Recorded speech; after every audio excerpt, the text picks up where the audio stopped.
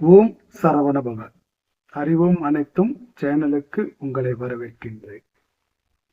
இந்த வீடியோவுடைய பதிவுல போறதுக்கு முன்னாடி ஒரு தகவல். உலகத்தில் எல்லா இடங்களும் அழிந்தாலும் கூட அழியாத இடம் என்று ஒன்று உள்ளதாம். அந்த இடம் சீர்காழி என்று குறிப்பிடுகிறார்கள். அதனால்தான் அது உலகம் அழியக்கூடிய காலத்தில் தேவர்களின் புகலிடமாக இருக்கும் என்று அதனை புகழி என்றும் அழைக்கின்றார்கள். இந்த தகவல் மனதில் வைத்துக் கொள்ளுங்கள். நம் வீடியோட பின்னாடி ஒரு இடத்துல இந்த தகவல் நமக்கு பயன்படும். இப்ப நம்மளுடைய பதிவு என்னன்னா, இந்த சீர்காழி அப்படிங்கிற அந்த இடத்தை பற்றி இல்லை. அருணகிரிநாத பெருமானுக்கு ஒரு ஆசை. அதை முருகப்பெருமானிடம் விண்ணப்பம் வைக்கின்றார். கிட்டத்தட்ட அருணகிரிநாதருக்கு எழுந்த அந்த ஆசை முருகன் அடியார்களாகிய நம் அனைவருடைய மனதிலும் கண்டிப்பாக எழக்கூடிய ஒரு ஆசைதான். அப்படி அருணகிரிநாத பெருமானுக்கு என்ன ஆசை? அவருக்கு அந்த ஆசை நமக்கும் இருக்குமா? அதனை முருகப்பெருமானிடம் எப்படி கேட்பது என்பதை இந்த பதிவில் பார்ப்போம்.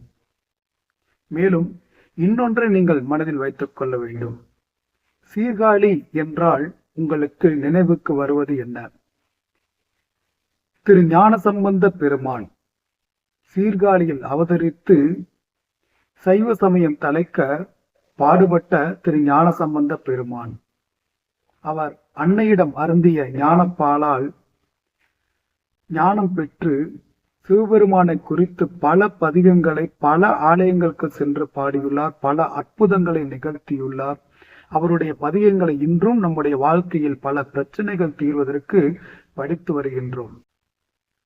அது மட்டும் இல்லாமல் அவருடைய பதிகங்களை படித்து சிவபெருமானை வணங்கினால் மரணமில்லா பெருவாழ்வு, அதாவது இந்த பிறப்பு இறப்புங்கிற அந்த சங்கிலி தொடர் அருந்து நமக்கு மரணமில்லா பெருவாழ்வு கிடைக்கும் என்கிறார்கள் பெரியவர்கள். சீர்காழியை மனதில் வைத்துக் கொள்ளுங்கள். திருஞான சம்பந்தர் பெருமானையும் மனதில் வைத்துக் கொள்ளுங்கள். அருணகிரிநாதரின் ஆசை என்ன என்று நாம் வருவோம். அதற்கு முன்பு அருணகிரிநாதர் திருப்புகழில் பல பாடல்களில் திருஞான சம்பந்தர் பெருமானை முருகப்பெருமானாவே நினைத்து பாடியுள்ளார். திருஞான சம்பந்தர் பெருமான் முருகப்பெருமான் தான் என்று உரைத்துள்ளார். அதனையும் மனதில் வைத்துக் கொள்ளுங்கள். இப்பொழுது அருணகிரிநாதர் பெருமானுக்கு எழுந்த ஆசை என்னவென்று பார்ப்போம்.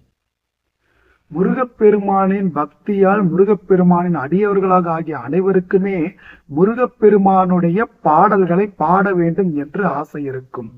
எத்தனையோ பாடல்களை நாம் எடுத்து பாடினாலும் நமக்கும் இது போன்று முருகப்பெருமானுக்காக ஒரு அற்புதமான பாடலை பாட வேண்டாமா என்று ஆசை இருக்கும். அருணகிரிநாதர் பெருமானுக்கு காலத்தில் முன்னோடியாக இருப்பவர் திருஞான சம்பந்தர் பெருமான். திருஞான சம்பந்தர் பெருமான் சிவபெருமானை குறித்து பல தேவார பாடல்களை பாடியுள்ளார் என்பதை நாம் பார்த்தோம்.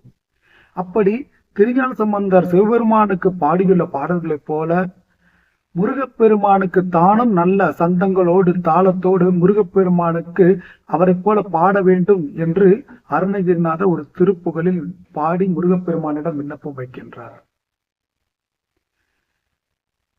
அப்படி அருணகிரிநாதர் ஏற்கனவே பல 16,000 திருப்புகளை பாடி நமக்கு அருளி இருந்தாலும் இந்த ஒரு ஆசையை அவர் மனதிலிருந்து முருகப்பெருமானுக்கு வைக்கின்றார்.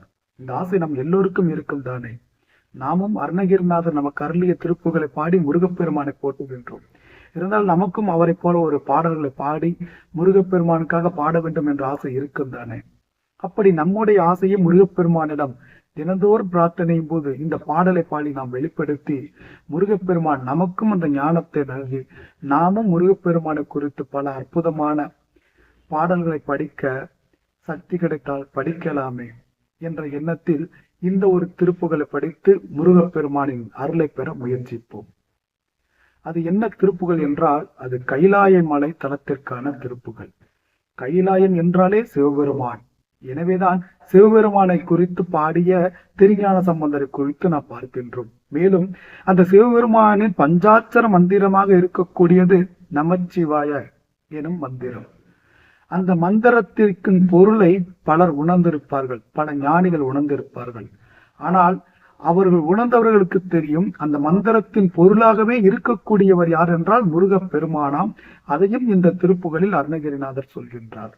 மேலும் சீர்காழி தலத்தை பற்றியும் சொல்கின்றார்.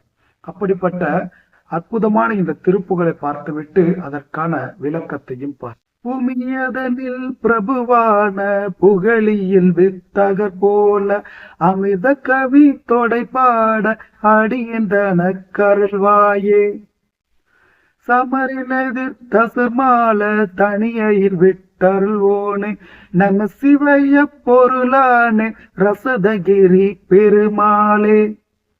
அவ்வளவுதான். மிக எளிமையான பாடல். 8 வரிகள் தான். நீங்க ஈஸியா மனப்பாடம் பண்ணிக்கலாம். இங்க வீடியோட பதிவோட முடிவுல நம்ம அந்த பாடலையும் கொடுப்போம். அந்த பாடலை பார்த்து நீங்க மனப்பாடம் பண்ணிக்கலாம். ஆனா அந்த அற்புதமான பாடலுக்கான விளக்கத்தையும் பார்த்து விடுவோம். அதாவது, புவி அதனில் பிரபுவான, இந்த பூமியில் அவதரித்து இந்த பூமிக்கு ஒரு பெரும் தலைவரை போல் இருந்து சைவ மதம் தலைப்பதற்காக பாடுபட்டவரும் பல்வேறு சிவபெருமானின் ஆலயங்களில் சென்று பாடல்களையும் பதிகங்களையும் பாடி அருளியவரும் திருஞான சம்பந்தர் பெருமான். அப்படி இந்த புவியதனில் பிரபுவான புகழியில் வித்தகர் போல, நம்ம ஏற்கனவே சொன்னோம், புகழி அப்படிங்கிறது தேவர்களின் புகழிடமாக இருக்கக்கூடிய சீர்காழி என்றும், அந்த சீர்காழியில் பிறந்து அந்த சீர்காழியில் அவதரித்த அந்த வித்தகர் போல, அந்த திருஞான சம்பந்தரை போல அமிர்த கவி தொடைப்பாட. அமிர்தம் என்றால் மரணமில்லா பெரு வாழ்வை தரக்கூடியது அமிர்தம்.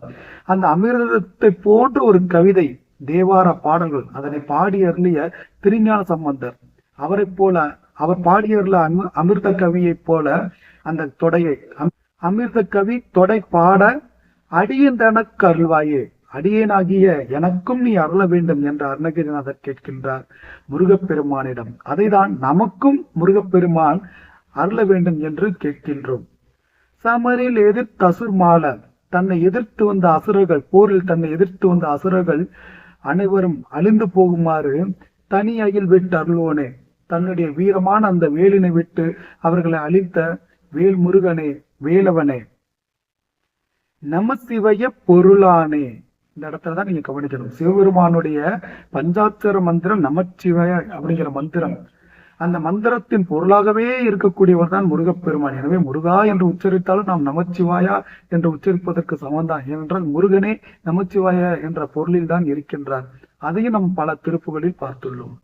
அப்படி நமச்சிவாயாக பொருளாக இருந்து ரசதகிரி பெருமாளே, கைடை மலையில் வீற்றிருக்கக்கூடிய முருகப்பெருமானே என்று முருகப்பெருமானை பாடி அருணகிரிநாதர் வணங்குகின்றார். நமக்கும் அமிர்த கவி பாட அருள் கிடைக்க வேண்டும் என்று அருணகிரிநாதர் பாடி முருகப்பெருமானிடம் வேண்டுகின்றார். அதுபோல நம் அனைவருக்குமே முருகப்பெருமான் அருள் கிடைக்க வேண்டும். திருப்புகளை நாம் இன்னும் நன்றாக தெளிவாக கற்று நல்ல தெளிவாக பாட வேண்டும். அதற்கு முருகப்பெருமான் தேவையான ஞானத்தையும் அதற்கான புரிதலையும் நமக்கு அருள வேண்டும். இந்த சேனலில் இருந்திருக்கக்கூடிய அனைவருக்கும் முருகப்பெருமான் அருள் கிடைக்க வேண்டும் என்று பிரார்த்தித்து, இந்த அற்புதமான பதிவை பதிவு செய்வதற்கு நமக்கு அருள் செய்த முருகப்பெருமானுக்கு நன்றி கூறி, அருணகிரிநாத பெருமானுக்கு நன்றி கூறி, திருஞான சம்பந்தர் பெருமானை வணங்கி, சிவபெருமானை வணங்கி இந்த பதிவை முடித்துக் கொள்கின்றோம். நன்றி, வணக்கம்.